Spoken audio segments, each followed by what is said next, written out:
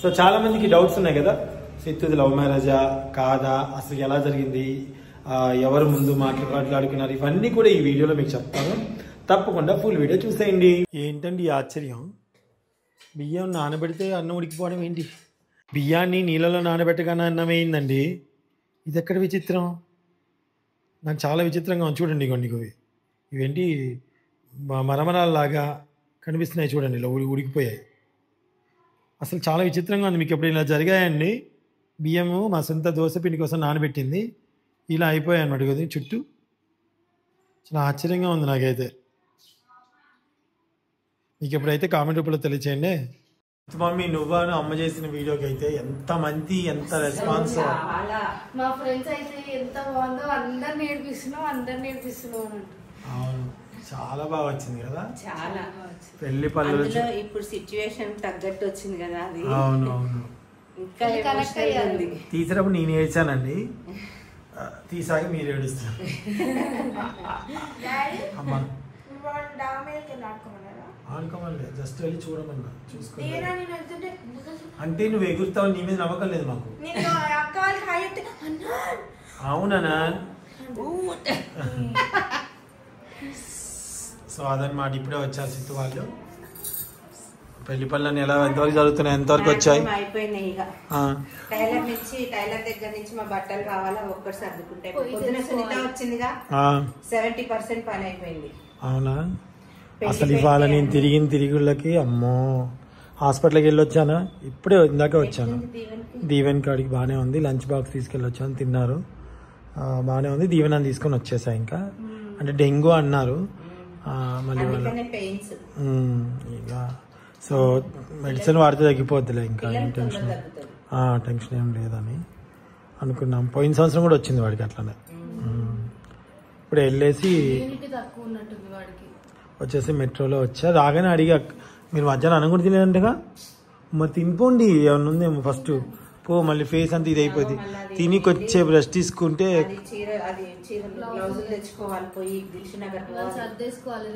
అయిపోయిందంట. అయిపోయినాయి అంటే ఆయన రాబిటోళ్ళు పంపించండి, అప్పుడు ఇచ్చేసేసాయి. మళ్ళీ పోవడం ఎందుకు? అలాంటి పనులకి ఈజీ చేసుకోండి, అస్సలు ఉండదు. ఎగ్జాక్ట్ కుడతాడు ఆయన. అంటే తిరిగి సన్నగయ్యావు ఇప్పుడు. ఒక పెళ్లి కూతురు ఇక్కడ ఉంది, ఇంకో పెళ్లి కూతురు వస్తుంది 8 o'clockకి. సంధ్య వస్తుంది, వస్తానని చెప్పి ఫోన్ చేసింది. సరే. ఏంటి లైకులు బాగా వచ్చాయి, చాలా మంది కనెక్ట్ అయిపోయారు. ఎంత ప్రతి కానీ ఎంత బ్యూటిఫుల్ గా వచ్చిందో నాకు చాలా నచ్చింది కదా, చాలా నచ్చింది నాకు కూడాను. ఆర్ఆర్ అయితే ఎంత బాగుందో, లాస్ట్ లో ఇచ్చింది చూసా మ్యూజిక్, మీకు చాలా బాగుంది కదా.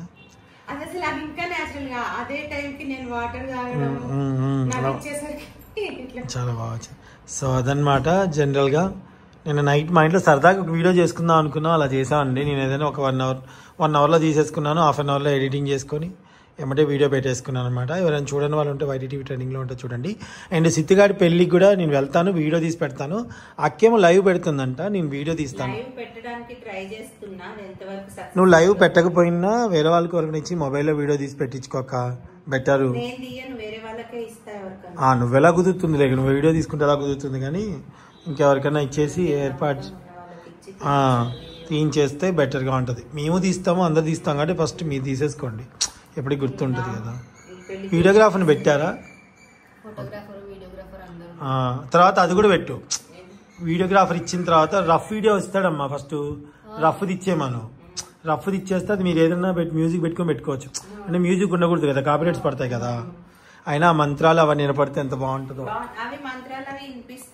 యాక్చువల్గా నా పెళ్లి సీడీ అట్లే ఉంటుంది, నా పెళ్లి క్యాసెట్ నాది, మీరు చూసుంటే. అప్పటి మాటలు, అప్పుడు వాళ్ళు ఎలా మాట్లాడారు, ఆ మాటలన్నీ ఉన్నాయి నా పెళ్లిలో. అసలు భలే అనిపిస్తుంది. రేపు జర్నీ స్టార్ట్ అయిన దగ్గర నుంచి ఉంటాయి ఇక వీడియోస్. రేపు ఖమ్మం బయలుదేరుతున్నాము, ఇంకా రేపు ఖమ్మం బయలుదేరిన దగ్గర నుంచి పెళ్లి కూతుర్ని చేయడము అన్ని వస్తాయి. ఇంకా కాకపోతే ఎమ్మటే పెట్టడానికి టైం ఉంటుందో లేదో నాకు తెలీదు. మాక్సిమం పెట్టేస్తాను, లేదంటే ఇక పెళ్లి అయిన తర్వాత కంటిన్యూగా వస్తాయి అంతే. అంటే ఒక పని చేయక్క, ఇప్పుడు నువ్వు ఏదైతే రెగ్యులర్ ఇప్పటి వరకు ఉన్నాయో బ్యాంకింగ్ పెట్టేసుకో, ఆ రోజు వరకు ఏ రోజుకి ఆ రోజు నీకు కంటిన్యూ అవుతాయి వీడియోస్. సో అదనమాట. అండ్ చాలా హ్యాపీగా ఉంది, నీ వీడియోస్ అన్ని పోతుంటే నాకు చాలా సంతోషంగా ఉంటుంది, చాలా ఆనందంగా ఉంది అనమాట. సో ముందు మధువాళ్ళం పిలిచారా లేదా మళ్ళీ ఇంకో డౌట్ వాళ్ళకి. మధువాళ్ళం అయ్యో అంటే చందు అయిపోయింది చందు గారు మీరు మాట్లాడుకోవట్లేదా అనే దగ్గర నుంచి మనం వీడియోస్ తీస్తున్నాం కదా ఈ మధ్య. ఇక మనల్ని వదిలేసి మధుమామ వాళ్ళతో వేణు గారు వాళ్ళని కూడా పిలిచానండి, వాళ్ళు కూడా వస్తున్నారు పెళ్లి. శ్రీగారు సీను కూడా పిలిచానండి, సీను కూడా వస్తున్నారు, అందరు వస్తున్నారు. సీను గారు కష్టమేలా వాడు, ఎందుకంటే నేనుంటే నా దగ్గర ముఖం చూపించలేడు, రావట్లేదు. చెప్పాము పిలిచారా లేదా అని డౌట్ కదా మీకు, పిలిచాము ఖచ్చితంగా వస్తారు. మీనాక్షి గారికే నేను చెప్పలేదు, మీనాక్షి గారికి కూడా నేను వైటీవీ ట్రైనింగ్ లో చెప్పమన్నా మా ఫ్రెండ్స్ వాళ్ళకి చెప్పాను, వాళ్ళు కూడా ఒకళ్ళు ఇద్దరు వస్తారేమో, వస్తే రమ్మని చెప్పాను. ఇంకోటి వీళ్ళకి కూడా చెప్పండి మామ, అప్పుడు మనం జ్యువెలరీ యాడ్ చేసేటప్పుడు ఒక అన్న వాళ్ళు వచ్చారు కదా, శ్రీకాంత్ ఎవరు కెమెరా వాళ్ళు, అనిల్ ఉదయ్, వాళ్ళకి కూడా చెప్పు. నాకు అన్న ఒకళ్ళు జ్యువెలరీ వేసుకున్నారు సార్, వైట్ గా ఉన్నారు ఒక అన్న. ఆ అన్న నాకు శ్రీకాంత్ అన్న మెడికల్ నా ఫీల్డే కదా, నేను ఒకసారి చూసాను నేను ఫీల్డ్ లో. హాయ్ కూడా చెప్తాను, శ్రీకాంత్ అన్నదే నా పెళ్లి అయింది. సో అదనమాట. ఓకే అదనమాట సంగతి. ఇక మా పెళ్లి పనులు ఇవాళ రేపు మార్నింగ్ తో క్లోజ్, రేపు ఆఫ్టర్నూన్ ఇంకా బయలుదేరి వెళ్లాల్సిందే. ఒకసారి ఇప్పుడు ఇంటికి వెళ్ళి ఏ పెట్టెల్లో ఏమేం పెట్టామో లిస్ట్ రాసుకొని వాటిని. కాదు ఏంటి, ఏదో మీ చుట్టాలలో వాళ్ళు ఏదో అన్నారంట నిన్ను, సితజ పెళ్లి అయిపోయిన తర్వాత.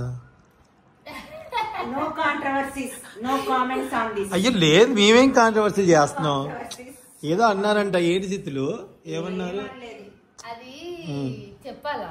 చెప్పు ఏమైంది. ఇంకా నువ్వన్నది కాదు కదా, వాళ్ళంటున్నది. సర్లే సరే ఏంటో గెస్ చేయండి, ప్లీజ్ గెస్ చేయండి, చూద్దాం. ఆ టైం వచ్చినప్పుడు రివీల్ చేస్తాం. ఓకే అదనమాట. అసలు నిన్న మా యోధ అయితే అసలు గంట సేపు షాక్ నవ్వి అసలు అత్తని నువ్వు నిజంగా అసలు నవ్వి నవ్వి నవ్వి యా. సో ఏమో, సో అదనమాట అండి. చూద్దాం మీరు ఏం గెస్ చేస్తారో అని మీకు కూడా ఆలోచిస్తాను. పెళ్లి అక్క మొత్తం పెళ్లి ఖర్చు ఎంత వరకు వచ్చింది దాదాపుగా నీకు? నాకు నేను పెట్టింది, శ్రీతజాకి నేను పెట్టాలనుకున్న ఖర్చు 1 lakh పైన అయింది. ఓకే, ఉన్నంతలో నీ ఖర్చు దగ్గరికి యోధా డ్రామాకి నాన్న యోధా కనిపించింది 1 lakh పైన అయింది. ఇంకా కొంచెం అమౌంట్ పడుతుంది కూడా, ఇంకో 10,000 దాకా. Okay good. సిత్తు నువ్వు అంటే నేను ఎందుకు అడుగుతున్నా అంటే, ఒక అమ్మాయి కూడా కష్టపడి చక్కగా చేసుకోగలదు అనేది మనం చెప్పడం కోసం అడుగుతున్నాను. అది ఓకే, నీకు అర్థమైందా? నువ్వు సేవ్ చేసుకున్న మనీ నుంచి నువ్వు ఈ రోజు 3.5 అయింది. అలా కాదు, నీది అడుగుతున్నా, నీ సొంతంగా నువ్వు ఖర్చు పెట్టుకుంది నాన్న. ఇప్పుడు మీ బంధువులు ఇచ్చిందో మీ వాళ్ళు నేను అడగట్లే, నీ సొంతంగా నువ్వు సేవ్ చేసుకున్నావు, దాన్ని ఇప్పుడు నీ దానికి యూజ్ చేసుకుంటున్నావు. Very good very good. 1,20,25 దాకా అయింది, ఇంకో 10,000 ఖర్చు అయితే ఉంది. Okay okay okay. సో నీకు ఎలా అనిపిస్తుంది సిత్తు పెళ్లి? గుడ్. ఎవరి మీద డిపెండ్ అవ్వకుండా నాది నేను చేసుకుంటున్నా, అది చాలా హ్యాపీగా ఉంది. అందరు బ్లెస్సింగ్స్ ఇస్తున్నారు, అది ఇంకా హ్యాపీగా ఉంది. అందరు సపోర్టివ్ ఉన్నారు, ఎవరు అగైన్స్ట్ గా లేరు ప్రస్తుతానికి ఏం లేరు. అంటే ఫస్ట్ స్టార్టింగ్ ఓ తెలుసా వీళ్ళందరికి, వ్యూవర్స్ కి అందరు తెలుసా? చెప్పేసింది ఆల్రెడీ. Okay okay. అంటే అయినా మీరు చిన్నప్పటి నుంచి మీరు చెప్పండి కొంచెం, అందరికి ఒక డౌట్ ఉంది కదండి. మా సిత్తుగాడు ఇప్పుడు తనే ఓపెన్ గా చెప్తుంది, నాకు కూడా తెలియదు, మీతో పాటు నాకు తెలుసు కొంచెం, మళ్ళీ నేను చెప్పడం కాదు, చాలా మందికి డౌట్ కొంచెంగా ఉంటుంది కదా. లవ్ మ్యారేజ్ కాదు ఇది, లవ్ మ్యారేజ్ అయితే కాదు, అరేంజ్డ్ మ్యారేజే. కాకపోతే ఫ్యామిలీ ఫ్రెండ్స్ అన్నమాట. మేమిద్దరం అనుకొని మా పేరెంట్స్ కి చెప్పాము, చెప్తే అందరు యాక్సెప్ట్ చేసి చేస్తున్నారు పెళ్లి. క్యాస్ట్ ఏంటి అదేంటి మేము చెప్పదలుచుకోలేదు, క్యాస్ట్ గురించి అసలు మాట్లాడాలనుకోవట్లేదు.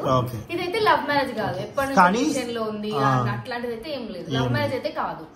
జస్ట్ వాళ్ళు డిస్కస్ చేసుకున్నారు, నాతో చెప్పారు, మేము యాక్సెప్ట్ చేసాం అంతే. అంటే ఫ్రెండ్స్ మేము ఎప్పటి నుంచి మీకు తెలిసే ఉంటది, చాలా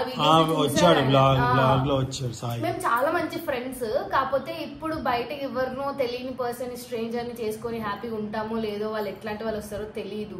సో అలాంటి ఒక సిచ్యువేషన్ మా ఇద్దరికి జరిగింది వేరే వాళ్ళ లైఫ్ లో. అది చూసి అవసరమా, ఇంకా ఒకరి గురించి ఒకరికి తెలుసు, ఫ్యామిలీస్ ఎలా ఉంటాయి అన్ని తెలుసు. ఎవరు చెప్పారు, ఎవరు అడిగారు ముందర మ్యారేజ్ చేసుకుందామని? Nice question. చెప్పు. రేపు నీ పిల్లలు చూస్తారే, ఇది తెలియాలి కదా. సాక్షాత్ రేపు నువ్వు సాయం బెదిరించావు అనుకో, నువ్వే చెప్పావా చూద్దాంలే తెలుసుకుందాం అన్నట్టుగా ఉండాలి కదా ఒక వీడియో.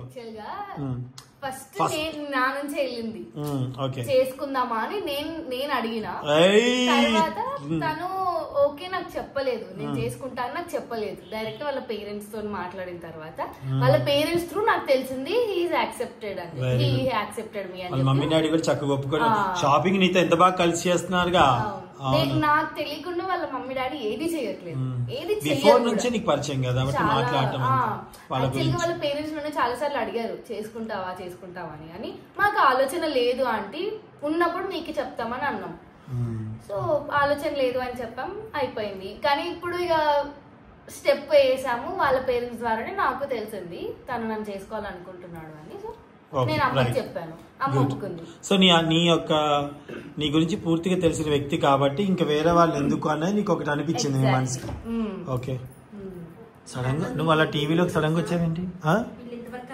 పెట్టు మరి అన్నపూర్ణమ్మ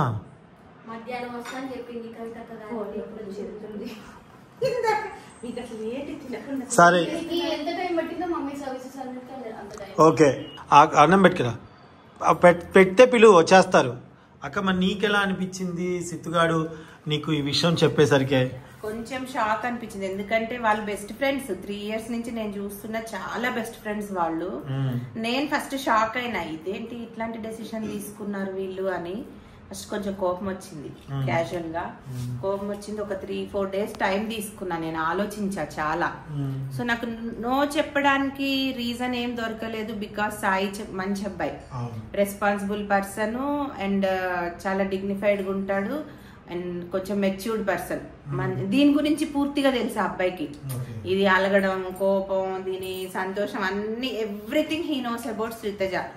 సో కాబట్టి నాకు నో చెప్పడానికి రీజన్ గా అనిపించలేదు. అండ్ వాళ్ళ పేరెంట్స్ తో నేను ట్రావెల్ చేశాను యాత్రలకి లాస్ట్ ఇయర్. సో వాళ్ళ గురించి కూడా వాళ్ళతో యాత్రలకు వెళ్ళాను నేను. సో వాళ్ళ గురించి కూడా నాకు తెలుసు కాబట్టి నాకు నో చెప్పడానికి రీజన్ దొరకలేదు. ఫస్ట్ ఆఫ్ ఆల్ మా పేరెంట్స్ వాళ్ళు ఏమంటారు అని కొంచెం భయం వేసింది. బట్ వెళ్ళాను, మాట్లాడాను. కొంతమంది వెంటనే యాక్సెప్ట్ చేశారు, కొంతమంది కొంచెం ఆలోచించి టైం తీసుకొని చెప్పారు. ఓవరాల్ గా హ్యాపీ. ఓకే. అసలు ముందే సితజాకి సాయికి పెళ్లి కుదిరేటట్టు ఉందక్క అని చెప్పింది ఎవరు మీకు? యాక్చువల్గా ప్రామిస్ నాకు అట్లా నాకు సెన్స్ నీకు తెలుసుగా కొంచెం ముందుగా. సో నాకు ఒకసారి కవితక్క నేను బయటకు నీకు పెళ్లి సంబంధాల గురించి మాట్లాడుకుంటూ ఉన్నాం. అప్పుడు నేను కవితక్కతో అన్నా, ఫస్ట్ నీతో కూడా అన్నాను కానీ నేను అడిగాను కదా. సో నీకు సాయి అంటే ఇష్టమా ఏంటి సిత్తుగా అంటే, అట్లా ఏం లేదు మామ, అసలు అదేం లేదు అనే కదా నువ్వు సంబంధాలు చూసుకుందాం అన్నాను. లేదన్నారు. సో అవును మాతో కూడా అదే చెప్పింది. సో నిన్న అడిగా, అక్క ఏంటక్క సాయికి సిత్తుగాడికి ఏమన్నా అంటే పెళ్లి చేసే ఉద్దేశం ఏమైనా ఉందా, ప్రేమ ఏమైనా ఉందా అంటే, చిచ్చి లేదురా చందు వాళ్ళ ఫ్రెండ్స్ అని చెప్పింది. సో నా 6 సెన్స్ ఎప్పుడో చెప్తుంది నాకు అట్లా. సో లేదక్క వాళ్ళిద్దరికి ఖచ్చితంగా మ్యారేజ్ అయిద్దేమో నా సెన్స్ అలా అనిపించింది అక్క అన్న. సో కట్ చేస్తే నువ్వు చెప్పినా అని చెప్పి అక్క ఫోన్ చేసిన 1 fine day.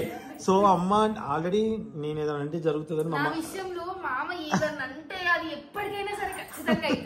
సో నీ విషయం కదా, మధుగాడు కానీ అందరూ పట్టుకుంటారు కదా. ఇప్పుడు నా మీద నాకే వచ్చింది, అమ్మ నేను ఏది మాట్లాడకూడదురా బాబు.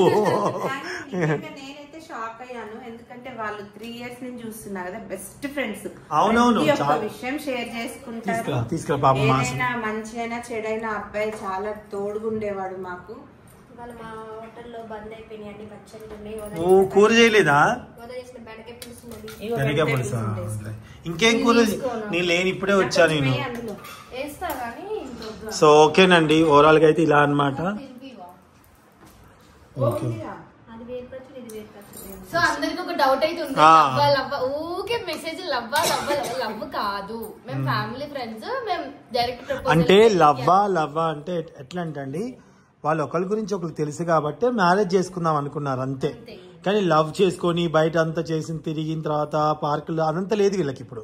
సో వాళ్ళకి ఏంటంటే ఇద్దరు కలిసి ఉన్నారు ఫ్రెండ్స్ లాగా, తనకి అనిపించింది ఇంకెవరో ఎందుకు నన్ను అర్థం చేసుకున్న వ్యక్తిని చేసుకుందాం అని చెప్పేసి అలా చేసుకుంది అనమాట. సో నేను కూడా షాక్ అయ్యా. ఫస్ట్ ఆఫ్ ఆల్ నాకు భయం వేసింది ఏంటంటే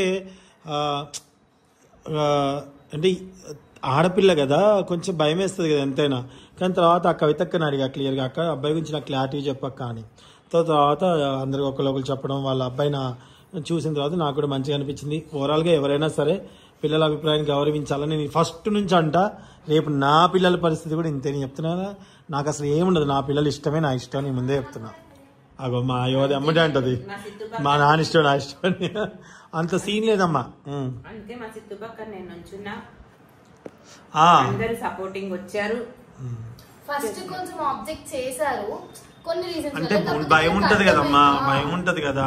యాక్చువల్లీ వాళ్ళకు కూడా ఇష్టం లేక కాదు, కొన్ని సిచ్యువేషన్స్ బయట చూసేసరికి వాళ్ళకి కొంచెం భయం అనిపించింది. ఓకే అండి, సో ఇప్పుడు వాళ్ళైతే అన్నం తినాలి. ఓకే, తినేసేయండి భోజనాలు. పెళ్లి కూతురికి భోజనం ఏమా?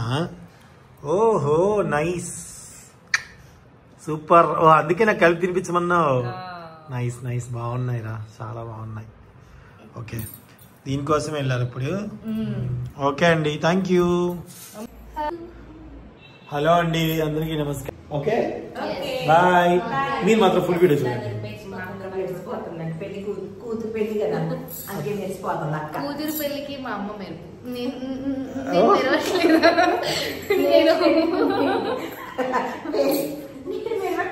ఇలా మెరవడానికి దాదాపుగా ఖర్చు ఎంత అయిందంటే,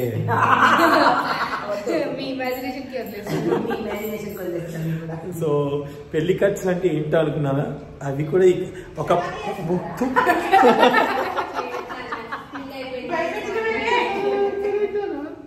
సో మా అదనమాట. సో దీవెన యోధ కనపడట్లేదు, తీసుకుని వచ్చాను ఇప్పుడు. ఓకే అండి, బాయ్. ఇది ఒకసారి చూడండి, విచిత్రం.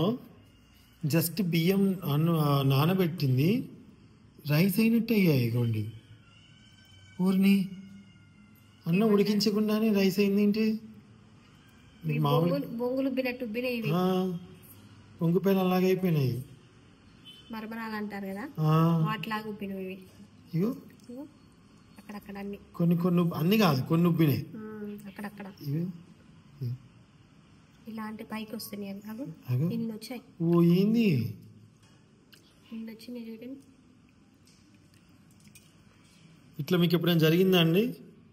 జరిగితే కామెంట్ రూపంలో తెలియచేయండి. Thank you so much for watching. ఇట్లా అంటే మెత్తగా అయిపోతుంది.